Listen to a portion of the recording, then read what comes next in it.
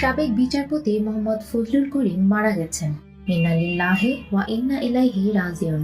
শনিবার ভোর 4:45 রাজধানীর একটি বেসরকারি হাসপাতালে মৃত্যু হয় তার। সুপ্রিম কোর্ট প্রশাসন থেকে এ তথ্য জানানো হয়েছে। প্রয়াত বিচারপতি ফজলুল করিমের জানাজা দুপুর 1টায় সুপ্রিম কোর্টের ইনার গার্ডেনে অনুষ্ঠিত হবে। তার মৃত্যুতে গভীর শোক প্রকাশ করেছেন প্রধান বিচারপতি ডক্টর সৈয়দ রিফাত আহমেদ। এছাড়া শোক প্রকাশ করেছে সুপ্রিম কোর্ট রিপোর্টার্স ফোরাম। 2010 সালের 4 ফেব্রুয়ারি প্রধান বিচারপতি হিসেবে নিয়োগ পান আপিল বিভাগের জ্যেষ্ঠতম বিচারপতি মোহাম্মদ ফজলুল করিম। একই বছরের 30 সেপ্টেম্বর বিচারপতি ফজলুল করিম অবসরে যান।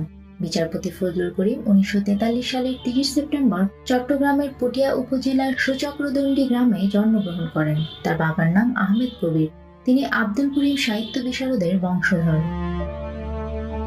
ফজলুল করিম 1958 সালে পটিয়ার কাজিম আলী হাই স্কুল থেকে ম্যাট্রিকুলেশন এবং 1960 সালে চট্টগ্রাম কলেজ থেকে বিএ পাশ করেন।